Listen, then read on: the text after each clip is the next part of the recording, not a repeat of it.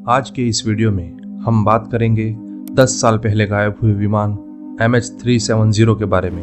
नमस्कार दोस्तों, मैं गणेश स्वागत करता हूं आप सभी का आपके चैनल गणेश फैक्टास्टिक में। तो चलिए वीडियो की शुरुआत करते हैं। 8 मार्च 2014 को मलेशिया एयरलाइंस की फ्लाइट MH370 उड़ान भरने के चंद मिनटों बाद अचानक गायब हो गई थी, जिसके बाद न उस विमान की कोई खबर मिली और न ही उसमें सवार 239 यात्रियों को जिंदा या मुर्दा खोजा जा सका था।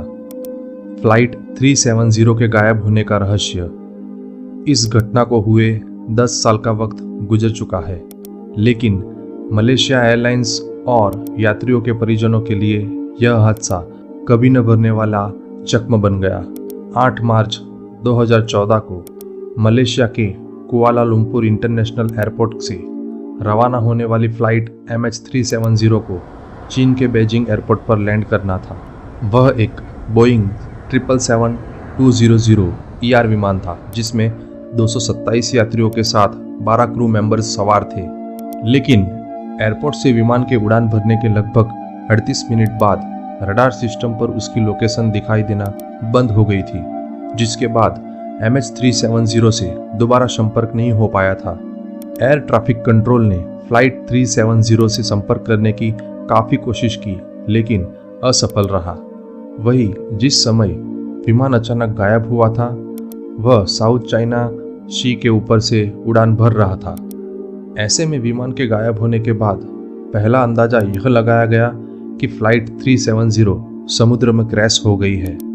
फ्लाइट 370 के गायब होने के बाद उसकी खोज के लिए सैटेलाइट, एयरक्राफ्ट और रडार सिस्टम की मदद ली गई थी, जिससे यह पता चला कि फ्लाइट 370 अपने निर्धारित रूट से भटक गई थी और विमान दक्षिण हिंद महासागर के आसपास जाकर दुर्घटना का शिकार हो गया था। फ्लाइट 370 के मलबे को ढूंढने के लिए 18 मार्च से 28 अप्रैल के बीच हिंद महासागर से सर्च ऑपरेशन चलाया गया, लेकिन किसी के हाथ कुछ नहीं लगा। ऐसे में अथॉरिटी ने थक हार कर फ्लाइट 370 को ढूंढना बंद कर दिया था, जबकि प्लेन में सवार सभी 239 लोगों को मृत घोषित कर दिया गया था। लेकिन यह मामला यही नहीं थमा, बल्कि साल 2018 में ओशन इन्फिनिटी नामक एक कंपनी ने बावजूद भी विमान का मलबा नहीं मिल पाया। विमान को खोजने के लिए मांगी इजाज़त।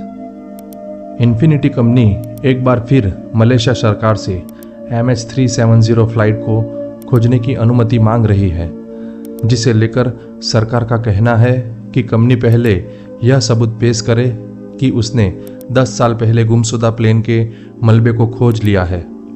अगर कंपनी सरकार को सबूत देने में सफल होती है तो शायद मलेशिया सरकार एक बार फिर MH370 के मलबे को खोजने की अनुमति दे सकती है।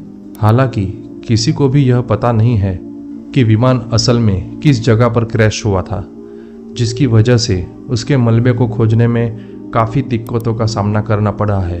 वही कुछ लोग दावा करते हैं कि फ्लाइट 370 को पायलट ने ही हाईजैक कर लिया होगा, जबकि एक थ्योरी यह भी दी जाती है कि विमान को एलियंस ने गायब कर दिया था। लेकिन यह पहली बार नहीं था जब कोई विमान इस तरह से गायब हुआ हो या फिर दुर्घटना का शिकार हुआ हो। विमानों के गायब होने का इतिहास।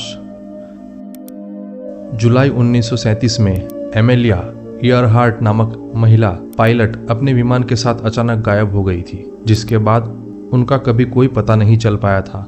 एमेलिया अटलांटिक महासागर को पार करने वाली पहली महिला पायलट बनी थी, जबकि साल 1937 में उन्होंने प्लेन के जरिए पूरी दुनिया का चक्कर लगाने का फैसला किया था। लेकिन प्रशांत महासागर के नज़दीक विमान अचानक से गायब हो गया और एमेलिया की भी कोई जानकारी नहीं मिल पाई। 23 जून 1950 को नॉर्थ वेस्ट ओरिएंट एयरलाइंस की फ्लाइट 2501 उड़ान के दौरान रात के समय अचानक से गायब हो गई थी, जिसे न्यूयॉर्क से सियाटल तक सफ़र करना था। फ्लाइट 2501 में कुल 58 लोग सवार थे, जबकि विमान के मलबे को आज तक खोजा नहीं जा सका है।